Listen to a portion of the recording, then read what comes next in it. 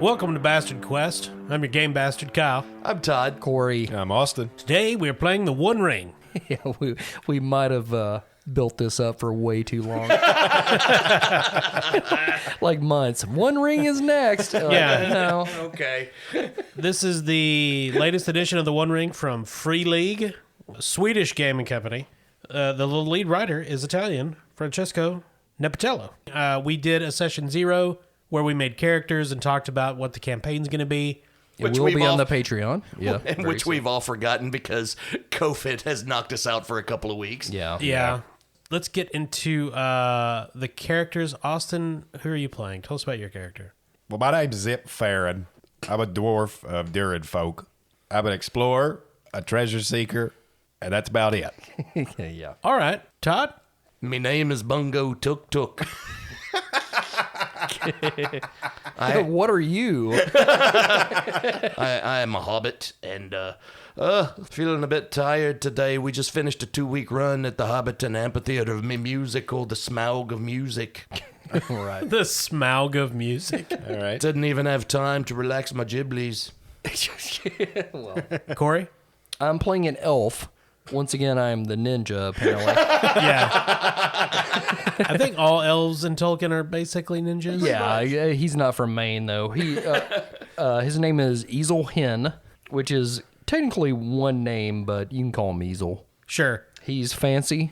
He's a man. No, I'm sorry, he's an elf. Male elf, yeah. He's a fucking elf. He prances and is cute. But also very good at, like, killing things. Yeah, well. You know, and fighting and Yeah. whatnot. Elves, beautiful, delicate murderers. Yes. Yeah. So briefly, go over the rules real quick. Austin, you want to explain it? I always You roll explain. 2 D20s and Yeah. That's very quickly what we've gotten used to. yeah. No, so this one is actually based around some of the lesser used die in most of the games we play. D6s and D12s. There's a D7 involved. It's weird. That one was hard to find. Yeah. Pretty much all of our skills, talents, and proficiencies are based around just 3 main attributes: strength, heart, and wits. Strength kind of delving down into endurance, which is basically our HP. Heart delving down into hope, which is an attribute that we need to resist the dark forces of evil.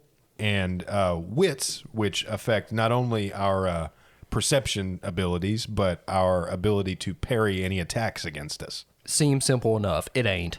Yeah. So the way this works, whether you're talking about proficiencies with weapons or the actual skills, whatever your rank is, that's how many D6 you roll, along with a D12. The D12, Kyle, has a few special modifiers equal to the numbers on there, which kind of tell us whether we're successful or not. That's right. So obviously a D12 has 12 sides. On these, though, there's no 1 or 12. The 12 is a symbol for Gandalf. If you roll that, you automatically succeed on the roll. And that would be, in the place of the 12. So essentially, if you roll a 12, you automatically succeed. The 1 is the Eye of Sauron. You don't automatically fail if you roll a 1, but it counts as a 0. And if your character is miserable, which is a condition they can get, which probably won't occur in the first session, but, maybe I'll get lucky. If their character is miserable and they roll the Eye of Sauron, they automatically fail the roll regardless of what their other dice say. And then the only other unique modifiers are if we actually roll 6s on our D6, because that counts as, what are those called, Kyle? It's a success indicator. So basically 6s are, obviously 6 is good because you want to roll high. But a 6, depending on your character, may have additional effects depending on what you're rolling. Like, for example, Corey's elf, I believe, has an ability like murdering wrath or something, where if he rolls 6s, Your head explodes. It does more damage to enemies. Orc heads explode is basically right. He becomes a scanner. But that's basically what it comes down to. You roll the number of D6 equal to your rank with a D12, and then 1s are 0s and 12s are crit successes. There's a bunch of other shit, but a lot of that we kind of dealt with in the session 0, which will be in the Patreon. Yeah, and we'll try to explain stuff as it comes up if it occurs to us. Oh, also, the production values on this game are amazing. The book Very pretty. Oh, yeah. is beautiful. I got the map that came with the beginner set, which is like an adventure focused on the Shire, which we're actually not going to play, but the map is gorgeous. It's very nice, and we would not have gotten the fancy version without your Patreon money, so thank you guys. Yes, thank you for subscribing. Yep, I got that map from the beginner's box set with Patreon money and a gun. Well, That I have in my hand right now. No. wow. His name for the gun is the Witch King. if one of you die in the game. He calls it threat. Yeah, speaking of in-game currency, Kyle, I don't think we have any direct currency except for hope this time around. I mean, this is based on Lord of the Rings. Hope is a big part of that. And so each player has a hope score, and they can spend points of hope to get additional dice on test rolls. And if their hope drops to be equal to their shadow rating, well, they become miserable and worse things happen. And the only other relevant thing I can think of that we won't talk about each time we do tests is those three main attributes, strength, heart, and wits. The rating for those actually determines our target number. So much like the 2D20 games where we're kind of the makeup of our characters is what is determining the target number when we're rolling for something. We've pretty much already got a target number no matter what we roll. Yeah. So I don't have to assign any difficulty numbers or anything like that. I like the fact that one of the mechanics in this game is when you take on some kind of damage or something, you're just sad. Yeah. Pretty on brand. And we have weapons. For example, Bungo has a short spear and a short sword because he's a short fella. He also has like a helm and a shield and a leather shirt as armor. We have stuff like that. Easel has caltrops and throwing stars. That is not true. Oh, speaking of what we were talking about earlier, Patreon subscribers, we do have a few beasts of burden along with us. Oh, yes. Yeah, this is about the Lord of the Rings. So travel is important, and beasts of burden are important too. We would like to apologize in advance to these Patreon subscribers. I don't. They get what they deserve. So a couple of us, based on our standard of living, have animals to carry most of the weight of our equipment. For example, Bungo has an old horse named Colby. Thank you, Colby Ramirez, Patreon subscriber. You're now a sick horse. Don't worry, Colby. I will endeavor to kill that horse as quickly as possible. Yeah. He probably needs to be put out of his misery. And zip. God, I hate him already. Good thing it's canon. Elves hate fucking dwarves. Well, Zip has a decent mule, Decent mule. and that mule's name is Kitty. Kenny Bussy, Patreon subscriber. Thank you. You're now a okay mule. They're a pretty good mule. And Ezel rides a giant rooster named Hank. Yeah. No, he doesn't. I don't think that's canon. Are there giant roosters in Middle Earth? No. No. Ezel has no. He has no needs for such things. He's a ninja. Elf. Yeah. Famous giant roosters of the very Shire. I bet you didn't know the Lord of the Rings universe also had ROUSs. All right, so you guys ready to get into the world of Middle Earth? I fucking guess. Let's do it. Let's go. It sounds so delightful, and it's going to get bad, and I know it.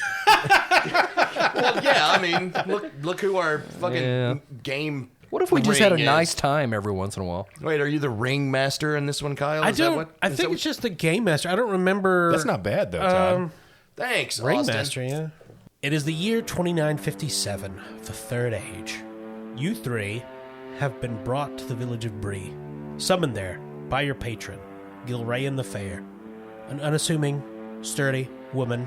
She is the head of the Rangers of the North, the descendants of the lost kingdom of Arnor, and one of the important personages of this realm of Eriador, this western part of Middle-earth, far from the civilized lands of Gondor and Rohan. This is wild country. You three have worked for Gilran previously, seeking out old ruins, fighting bandits, making the roads in the world as safe as can be for the gentle people of Eriador. You're in the inn of the Prancing Pony. It's late in the evening. The interior of the inn is dark. The light seems to be absorbed by the rich wood paneling of the bar. Smoke is in the air from pipes, good hobbit weed. There's plates of roast mutton, boiled lentil soup in front of you, stout mugs of ale. Gilrayan lets you eat as she explains what it is she wants you to do. Gilrayan says, there's an ancient tower in the easternmost foothills of the southern Eredluin, what remains of a powerful castle from the time of the kings. Recently, wanderers have told me of an eerie blue light that sometimes can be seen from Sarn Ford, like a star shining above the river mists. No one goes there, but recently people have started to disappear in its vicinity. I think it may be the lost hall of Hadarian, and I would like for you three to investigate. Now, we have a big map on the table of Eriador, which obviously you folks at home can't see. And we will post this map to social media as well. Yeah, now the Eredluin is a mountain range, the Blue Mountains here in the west, that separate the Elvish kingdom of Linden from the rest of Eriador. And so this would be in the southern Blue Mountains and in the southern foothills of the Eredluin. And Sarn Ford, if you look on the map, is south of Hobbiton on that river that's east of the foothills. So supposedly you can see the light from there, and she wants you to investigate it because it may be the Hall of Hadarian, which she explains Hadarian was a king of the lost kingdom or a lord of the lost kingdom of Arthedain. Lord of the Rings history, the kingdom of Arnor was the northern kingdom that the Númenóreans founded, Gondor being the southern one. Arnor broke apart, mainly because of the Witch King, and it broke into smaller kingdoms, and Arthedain was one of those. And so if it is the Lost Hall of Hadarian, there might be great treasures and weapons there that they could use against the enemy. But regardless, people have been disappearing, and so there's some danger that needs to be dealt with. Hey, fellas, we're in luck. The place she's talking about is real close to the Shire. Matter of fact, it's a place where we take our ladies when we want to have a smooch. Makeout point. I always wondered what Hobbit makeout point is. Right. So let me get this straight. Dear Lord. This is going to be a long journey. Yes. We're going to some torn down old castle south of the Shire, and we're looking for some treasures that may be from a long ago kingdom, and trying not to get killed by whatever making these other people vanish. Gilrayan has piercing blue eyes, and she just watches the dwarf slowly as he recounts everything she said, essentially, but far worse than she said it. And she just nods, as if at a simpleton. Gilrayan, my lady, of course we will embark on this quest for you, despite what little Stub here has to say. Thank you, Easel. You know, out of character, I love Austin's character voice. It's great. It's the best Austin character voice so far. Well, They keep getting better, finally. I don't know about that. This one's a high water mark, though. This one's a good one. Yeah. Okay, so do you guys have any more questions for your patron? Do you know any of the people that have gone missing? I don't. I haven't confirmed any actual disappearances, just rumors. And you know how rumors are. I, for one, am looking forward to this quest. It'll be nice to go back down to the smooch point. Used to take me girl there. Guess what her name is? What? Bingo. well, that's a beautiful name, I guess, my little weed friend. I just now realized, Diesel, it must look like you're just going everywhere with a couple kids. Are you speaking to me right now, you little hairy stub? It is canon that elves and dwarves do not get along. Oh, absolutely. Yeah. I'm working on him. You remind me of if Rob Zombie was smushed. So shut up. So, All right, fellas, let's not get all flippity-floopy before we go on the quest. We're not all on the marijuana. Let's just all chill out, you know, and be coolity-doolity. I mean, from the amount of secondhand smoke in the common room here, you are all on the marijuana. Yeah, but my elf brain processes it better. Oh, yeah, Yeah, I yeah. only sound like this because I've constantly got my nose plugged. So the night continues uneventfully. You finish your meals. Gilrayan tells you some rumors she's heard from elsewhere in Eriador, names and personages of which you know little. You have rooms in the Prancing Pony, and with the rising dawn, it is time to set out on your journey.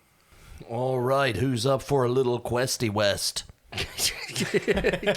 Well, what do you say, my old friend Colby? You up for another quest? All right, then. That's the only horse sound I can make. That's all Kobe can do at this point. That's all the old boy has. Yeah, that's all he's got left. Finally, something that smells worse than the dwarf. A dying pony. Haha. The One Ring is essentially divided into 3 sections of play. There's the adventuring phase, which we're all familiar with. That's where you're fighting stuff and exploring things. And there's the fellowship phase, which is kind of a downtime. It's after an adventure. You're talking to friends or family, but the lead up to the adventuring phase is the journey phase, which is the walk from here to there. And walking, very important in Lord of the Rings. A little bit. So on this journey, there are 4 roles that must be filled. A character can have more than one role on the march. The first is the guide. That is the person in charge of all decisions concerning the route, rest, and supplies. Only one person can be a guide. It also requires a skill check of travel. Correct. And so I will volunteer to be the guide. I have a travel of 3, and I'm also specialized in it. What is special? Is that That gives me advantage. So when I'm rolling my D6s for it, I can roll 2 D12s instead of 1. gotcha? Yeah. In this game, it's called favored. But Oh, okay. yes. Oh, special. So if Zip is the guide, there's 3 other roles that must be filled. The hunter, the lookout, and the scout. The hunter looks for food. The lookout is in charge of keeping watch. And the scout is in charge of setting up camp and opening new trails, if any are found. There's only one guide, but Zip could have one of those other roles. Or those could both be filled by Bungo and Easel. Easel will be the lookout. I've got a decent awareness, which is what you need in this situation. I think Bungo should probably be hunter. Okay. You're not going to go hungry if you're on a journey with a hobbit. Well, That's fair. gonna hunt some bacon. Oh, there it is in me pocket. Right? What a master. He's just carrying like a 60-pound bag of food, just dragging it behind him. I brought along some jerky. Yeah, I did give you guys a card. These came in the beginner set. You can look on there and see little bits about the journey. And on the back is stuff about combat, which we probably won't use this session, but... I'm ready to attack my companions. Zip has an explorer of 2, So you want to be the scout and the guide? unless anybody has anything higher. No, I don't. No. Okay. As the only normal-sized one here, I will look out. Sorry to any short listeners.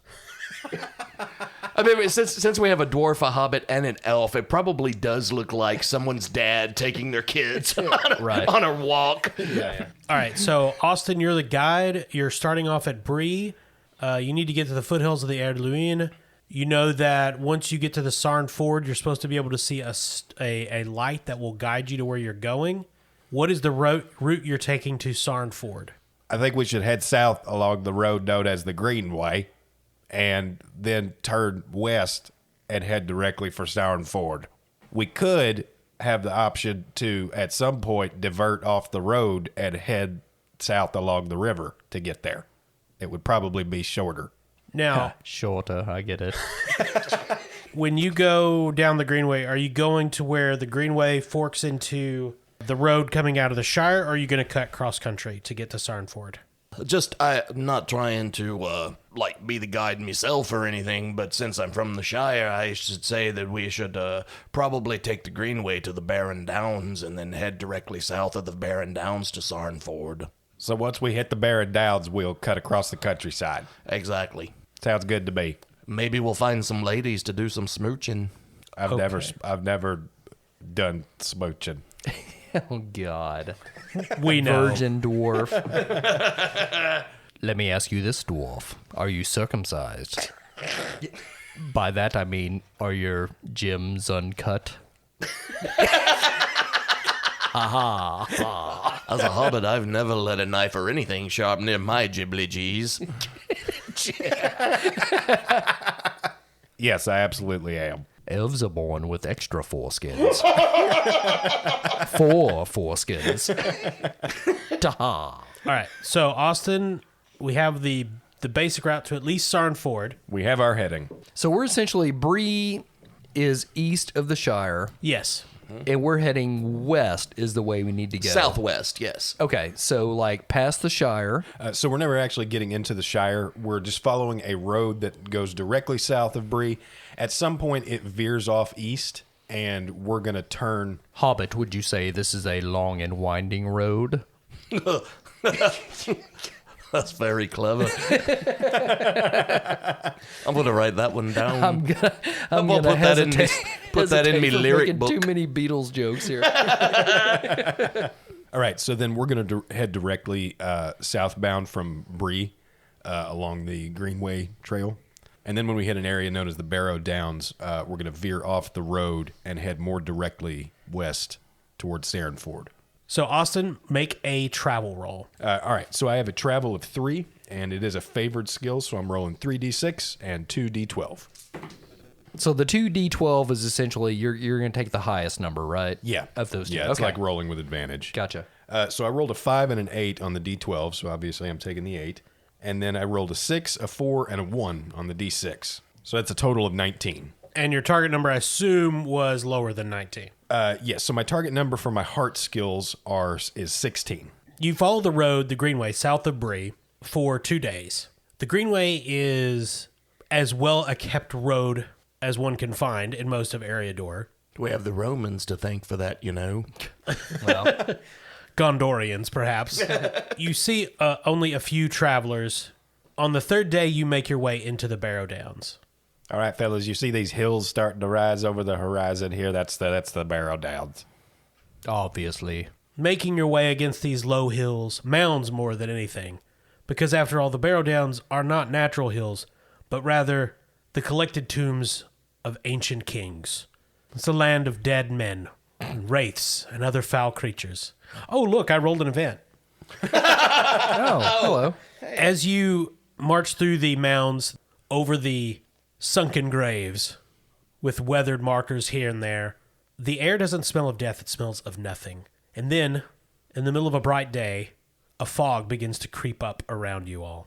It is up to the lookout to find your path. So, Corey, Easel will need to make I believe it's awareness roll Yes. to find a way through this unnatural fog. So, what are you rolling for your awareness? 2 dice for the awareness, and my target number is a 14. So I'll roll my d12 and 2d6, correct? I believe so, yes.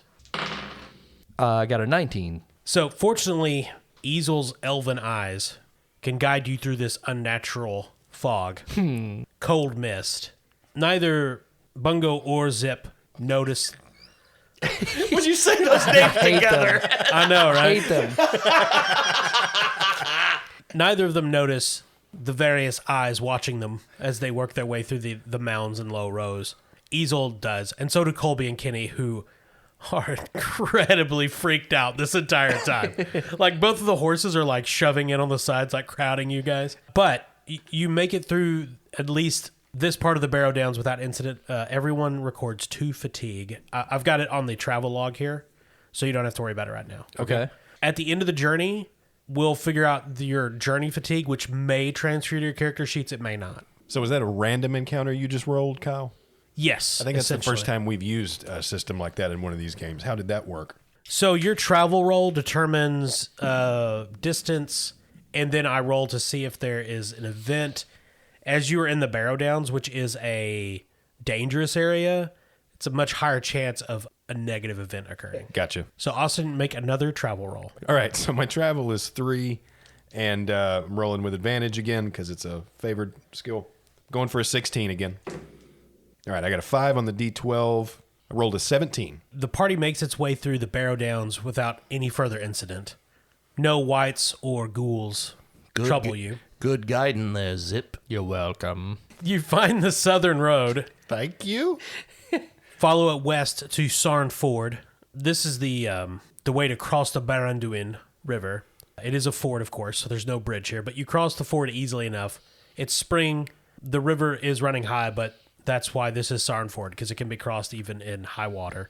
You get to the other side. Ezel actually uses one of his short companions as a surfboard because as an elf, he has to do something cool to get across. Sure. He wakeboards across with the hobbit. Sure. Bungo has water wings. He blows up and puts on his arms. You make camp. It's not yet nightfall. You're waiting for darkness to see this light that you'll have to follow from here into the Erdluin. Bungo is out hunting, gathering, probably more likely. Bungo passes away silently in the night. Adult onset diabetes finally kills him. Bungo weighs 350 pounds. It's just a roll. Bungo is hunting. So, Todd, you're going to have to make your roll of hunting. All right. I just love picturing a hobbit like rubbing mud on his face to go hunt. Like Yeah. Schwarzenegger and Predator. But it's just, yeah. I was going to say replace the girl in Prey with a hobbit. Yeah, exactly. A middle-aged hobbit. Except he does all this to pick mushrooms. Yeah. Yeah. And he's Instead killed of that very cool dog, it's Colby, the fucking with a horse. Right. trudging sick horse. All right. What disease does Colby have? Asthma? Asthmatic horse? Very, very, very not handy in the mountains. horse asthma. All right. What do I think that's canon now. Yes, it is. Can Colby the horse have asthma, Kyle? He can. Yeah, thank Okay. you. Awesome. So glad we play. He's got an inhaler. Well, I mean, Bungo's always smoking around him. I mean, Well, exactly. he's on fucking secondhand. to burn one, Colby? He gave his horse emphysema. Puff, puff, give. God damn it, I want to do the fucking Bungo voice. Right? So much more fun. It is. All right, so my hunting, I get 1d6 and a d12. Now, And my target number is 17. technically, you're still on a road, so you get an extra d6 because this is more Friendly terrain. friendly terrain. Yeah, there's squirrels everywhere. Everywhere. It's a road. There's a dead deer somebody hit. Cat. Right? Bungo comes back. A good cats, fellas. Yay. They're both of them alive, just scratching the shit out of him. He just took Colby in the woods and shot him. Oh, God. Just bring back some meat. The pollen will get them eventually. All right, here we go. 2 d6s and a d12. Let's see how successful the hunt was. That's a 16. It'd be target number 17. Ooh, too bad. You die. No. Bungo finds only meager provisions for the day. He just Shocking. brings back a tree branch and goes, "Is this food? I don't know." A handful of berries and a muskrat. That is what you guys eat. I can survive on that for 7 months. Elf ninja. So I'm adding 2 I fatigue. disappear into the shadows. Everyone's fatigue increases by another 2. Oh, piss. And Bungo's increases by an additional 1 also. So from Sarn Ford, you can see the distant mountains of the southern Erdluin rising like a high wall. With the twilight comes, sure enough, a light in the distant mountains. You set off in that direction, following it for as long as you're able in the dark, and you continue that, sleeping during the day, following the light in the night. So, Austin, make another travel roll. Okay. All right, I rolled a 9 and a 6 on the D12, so 9. And then a 4, 2, and 3. So 18. Target number was 16. So there is no road through the foothills and sparse trees at the base of the mountains. It is up to the scout to find the best path. So that is Zip. Austin?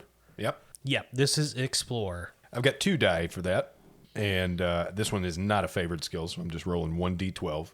And my target number under wits is 16. Ooh, that doesn't look good at all. There we go. I rolled a total of 8. Well, fellas, I can't find a way through these trees. Shocking. You look like a little fleshy cashew. Yeah, I'm more familiar with mountains, if I'm honest. We need to consult the masters of the forest. Tuk, I'm not going to tell you again. We're not going to see this Bobadil, dude. Yes, we are not going to buy your homemade butter. He is the coolest dude. So one day, while traversing a ravine, there's a broken stone column, clearly of dwarven manufacture. Ooh. Written on it are dwarven runes, which only Zip, of course, can read. But reading them fills him with a great foreboding. Everyone's fatigue increases by 2. Zip gains a point of shadow. It says, not so many words, you approach dread Naragnala. It is cursed. Turn away. Well, fellers, this thing don't sound good. This says we're headed toward a dread na-la-la-la-la. And it's I don't know what it is, but it's cursed. And this piece of rock here is telling us to go back. Ezel's already disappeared into the shadows. What happened to Mr. Ezel? I can't tell if he moved forward without us or if he quickly retreated back to his home. You feel an arrow enter your neck. So Austin, Zip would know Naragnala is obviously a name of something. Oh, okay. This Naragnala is something we dwarves of Durin folk have heard of, but we don't know much about it. It's something scary.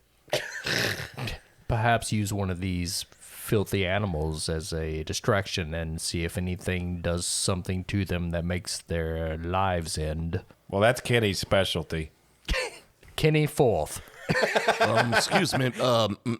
Ezel, but I'll not be sending Colby out as a sacrifice. He's my buddy. Well, he's asthmatic. That's rude. Well, I'm just saying Kenny's used to it. He eats all my food before I do and everything. Kenny explodes. No, it's just there's not like a minefield. It just is telling you. It's not like a force field of a curse. No.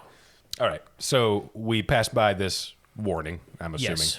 Make another travel check, which will probably be the last one for the journey. Okay. Unless you fail it. All right. I'm back to 3d6 and 2d12. Got a target number of 16. Rolled a 12 on the d12. That's an automatic success. Yep. Total of 10 on the d6, so 22 overall. So when you get into the foothills proper, into the mountains, you follow the remnants of old roads. A few times you're able to duck down an old tunnel, obviously made by dwarves. Ugh. But the runes are too faded for you to make out anything. You do occasionally see the reference Naragnala, but whether you're in Naragnala or it's just telling you it's upcoming, you're not sure. Finally, you have to traverse an underground labyrinth, definitely of dwarven make. This was clearly some sort of highway taking you deeper into the mountains, and you know the path. One of these leads to the other side where you need to be, but you're not sure which one. So Austin, this is the scout. This is Zip. And you're in a hard land, so your D6s are reduced by 1. All right, so to try and overcome the difficulty of this terrain, Kyle, I'm going to spend a point of hope. Oh, okay. First point of hope on the board. And get a second d6. That's all I can spend, right? Yeah, just one. Now, how many hope do you have? A total of 13. Okay. Oh, good Lord. Kyle, so does hope... We can spend those as points, Yes. but do those refresh after a certain time, or is that just for the rest of our lives? That's how many hope we have. That's what you've got. Yeah, there is. You can take rests, and I'm sure they definitely come back at the end of an adventure. Okay. But All right, so then that means I'm rolling 2d6 and 1d12, looking for a 16 or higher. I rolled a 16 exactly.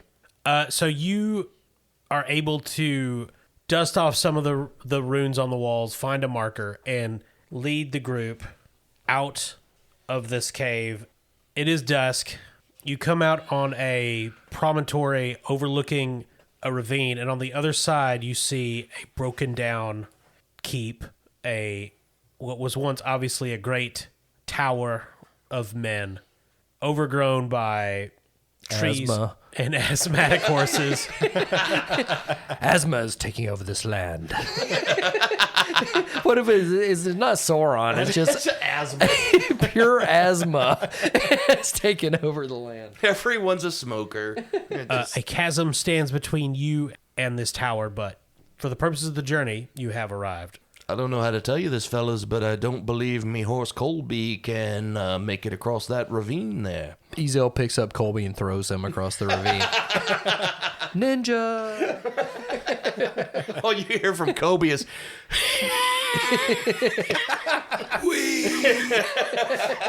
So this is the end of the journey. now we figure out your travel fatigue. Like I've kept up with what your travel fatigue is. We figure out how much of that will transfer over to your sheets. So at the end of the journey, players with a mount reduce their total fatigue by the mount's vigor. Todd, what is Colby's vigor? Obviously, it's a 1. And Kenny, the decent mule, has a vigor of 2. Then all players can further reduce their accumulated fatigue with a roll of travel. A success, meaning you roll a 6 with a little marker on it, reduces the total fatigue of a player hero by 1. A success reduces the total fatigue of a player hero by 1, plus 1 point for each success icon rolled. So if you make the roll, it's down by 1. For each 6, it's down by another 1. Okay, cool. So then I'm just rolling travel again. So that's another 3d6 and 2d12. Looking for a 16. 21. And I did roll 1 6, so my total fatigue goes down by 2. Bungo does not have travel. So if you don't have travel, you'll just be rolling a d12. Now, you do have hope. Can I spend some hope? I would recommend it. See, Bungo has no travel in the physical sense. In the metaphysical sense, he can travel anywhere he wants. Well, right now he's going to try to, With a soundtrack from Ravi Shankar. Rolling 1d12 and 1d6. Ooh, what's that jibbly-jubbly looking symbol? Is that Gandalf or Sauron? Yeah, that's the Gandalf rune. Yay! So you automatically succeed. All right, my target on my heart is 18. I have no travel, so I should probably spend hope. You can only spend 1 at a time, correct? I believe so, yes. Piss ass. All right, so I'm going to spend a hope. 8. Nope. Ninja. I now have asthma. Okay, so Todd, you have 7 fatigue from travel, so add that to your fatigue. Zip has 4. Okay. Easel has 8. So any fatigue you have adds to your load. If that is equal to or greater than your current endurance, you become weary. The journey has wearied you. Guess what? You're weary. Bungo is weary. Well, For the listeners, the load being the weight you carry. For example, Zip's weight load is 15. I have a fatigue of 4, so that makes the total weight that I'm carrying a 19. Boy, you're going to carry that weight. oh. My total endurance is 28, so I'm okay. Now, any remaining fatigue, you can get rid of it. 1 point of fatigue for each prolonged rest that you take in a sheltered and safe refuge, i.e., not on the road. Okay, so Corey, what about you? My fatigue was an 8. My load is 16, which brings that to a 24. My endurance is a 26, so... Okay, so you're still good so Just far. doing terrific. It looks like me and Colby are the only weary travelers on this journey. I should write a song about it. Colby has I'm died. so tired.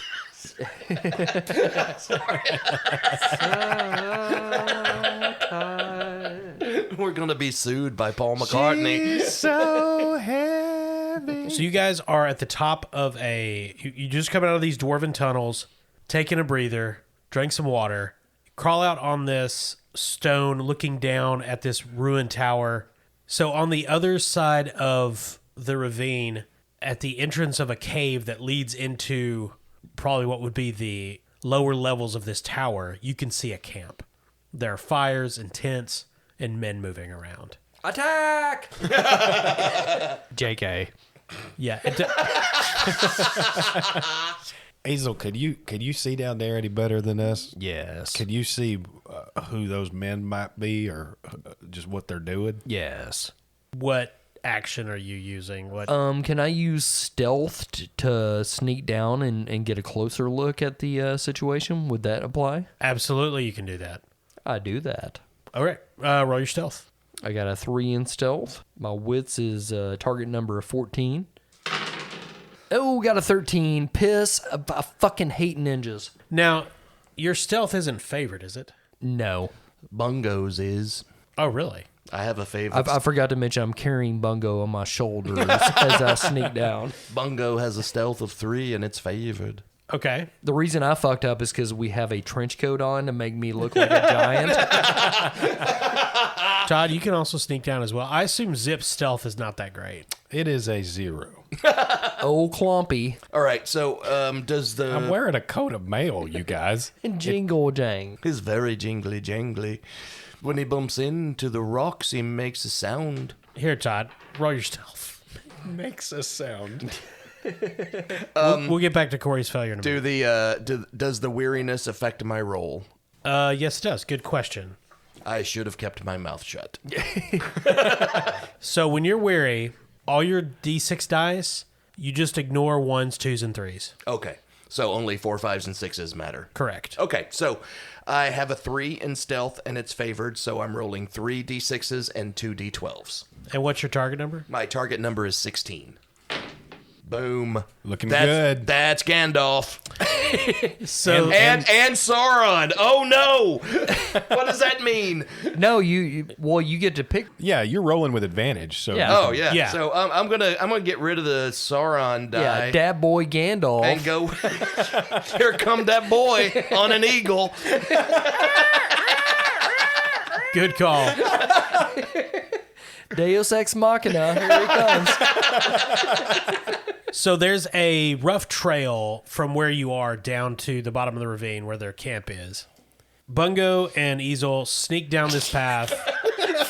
Goddamn Bungo. Bungo tuk. It's a legit that there could be a hobbit named Bungo. No, absolutely. Not in my house, but Racist. wow. So the two of you sneak down, sometimes having to climb stealthily down parts of this steep cliff. You make Bungo's it- much better at this, I might add. Sometimes he's on my shoulders, sometimes I'm on his. Yeah. Sometimes you're packing me like a cooler. You make it to the level where their camp is on the other side of the ravine. You don't climb all the way to the bottom.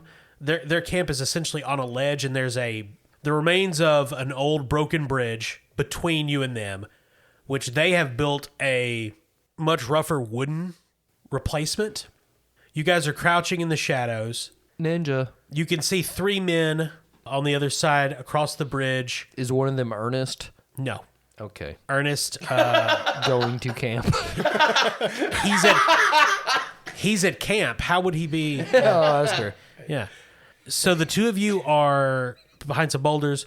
Bungo, very nimbly and hobbit-like, Scurrying. scurries. Yeah. Scurries like the little rat man he is. Just little stone bastard. Across the wooden bridge. You tippity tappity. Gets into the shadow of a large boulder. Easel comes next, and one of the boards snaps, and Easel's leg goes through. And Fuck. now he catches himself, of course, because he's an elf. Ninja. But you hear one of the men say, "What was that?" And they're looking. You can see heads turning to look out at the bridge. Now it's dark, and these guys have been looking at fires, so it's going to take them a moment for their eyes to adjust. So Easel has a moment to you can either go back or try to move forward. Or just play it off cool, like it didn't happen. If you want to take that approach. Yeah. Are you gonna try to get across and hide, or go back and hide? It'll be easier to go back. I choose ease Okay. every time in life. So I'm thinking this will be athletics Ninja. to, I accept your challenge. to push up and essentially I gotta do push-ups? leap back into cover. You Okay. get an extra D6 though. Oh, terrific. My athletics is already a 3d6. My target number is 14. So now I have 4d6. Is that correct? Right. 17 total. So yes, I beat my target number of 14. So Todd, Bungo sees Easel very nimbly and deftly remove himself from this, and he gets behind a boulder. One of the men comes up, standing almost on top of Bungo, looking out at this bridge, and you hear someone back at camp, "See anything, Sabian? Shut up, I'm looking." And this is a tall man, dark hair. His accent is strange, not one you're used to. It strikes you as very foreign. But Sabian looks back at the others and yells, "I don't see anything, but everybody be careful tonight. She is unquiet this evening." And he goes back to camp. But Bungo is close enough. You can confirm there's 3 men around the campfires. This is a much larger camp. There's obviously a larger group of men that are supposed to be here, but are not. And they're talking, eating. Do you have any abilities that would let you eavesdrop? My awareness is a 2, so I could roll 2 d6s and a d12 on awareness. Perfect. Yep. Yeah. Now you're still weary. Still weary, so anything 1, 2, or 3 doesn't count on the d6s. Do you want to spend any hope? Yes, I will spend another hope. Mark that down to 14 currently, and that gives me another d6. Rolling 3 d6s and a d12. My target number for awareness is 17. Boom! Fucking Gandalf like a motherfucker. That boy back again. That boy's back. So you listen to these guys talking for a while, just hiding. At one point, you sneak around into one of their tents and steal some of their food because you're a hobbit. Yes. You are able to gather that these guys are part of a gang of bandits. The rest of the company is off, wailing travelers or maybe raiding a hamlet. You're not sure, but they're gone. They're up to no good. The leader here is Sabian, but the leader of the bandits, the group, is a man named Herc. Herc Oarsman.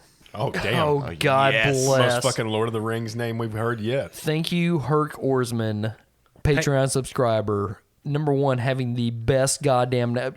Kyle was drooling when he saw you sign up for Patreon. Yeah. It's HURK, by the way, which is even better. And so one of them says, Sabian, when's Herc coming back? Shut up! And Sabian smacks the guy and says, he'll be back in a few days. So after a while, the 3 bandits go to sleep. Bungo makes his way back across the bridge, meets up with Easel, and the 2 of you stealthily return to Zip and the horses on above. Look, lads, found us some food. In addition to the food, I got some info. They're a gang of bandits. One of them's name is Sabian, but he's not the big cheese. Not by a long shot. There's a fella named Herc Oarsman who is apparently going to be back in a few days. That's actually a very cool name. It's I very think so, cool. too. I bet he's a cool dude. I'm leaving this group and joining joining Team Herc. So then we've got a couple of days before anybody else shows up. That's what I gathered. And they also, Sabian mentioned a she. I don't know who she is, though. What was she doing? She's very unquiet. Very rare for someone riding a Sibian. No, his name is Sabian. Oh, I see, yes.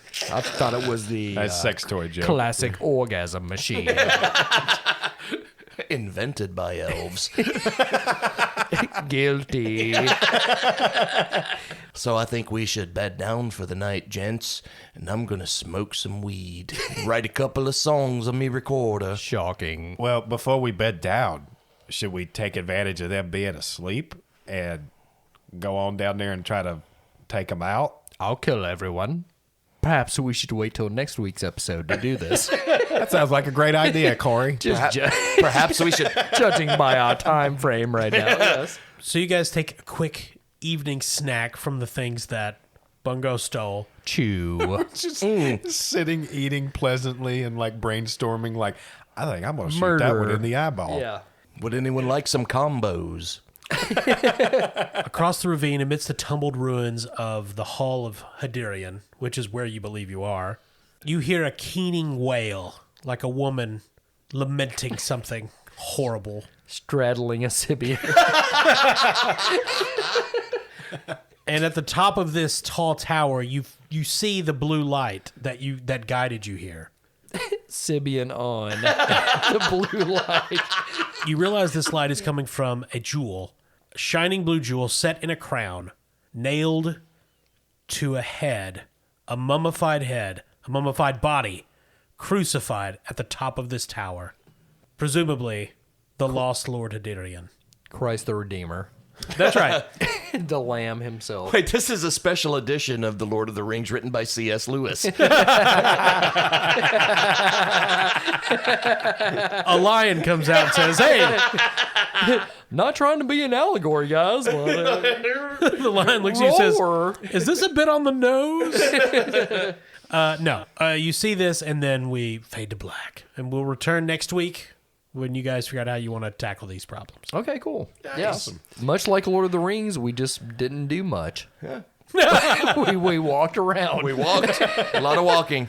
Yeah, very on brand for the. Yeah. Internal strife and walking. So far, it's pretty fun. Well, I hope you liked. I enjoyed it. I There's a lot of moving parts, but it's pretty easy to catch on to once you do it a couple times. I had a good time. Which I think has been mostly our review of every game we've played. Yeah, we've had a great time.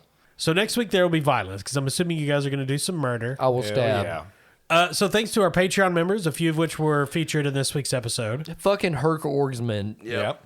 Thank you. Yeah. Colby, Kenny, thank you guys. Yeah. And all of our Patreons. God, you're wonderful people. And when they get more horses, more of you will appear. Yeah. Speaking of sick horses, Barrel and Bond is. They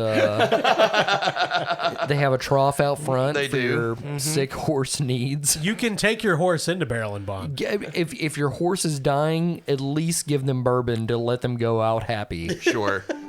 So thanks for joining us. I'm Kyle. I'm Todd. Corey. Austin.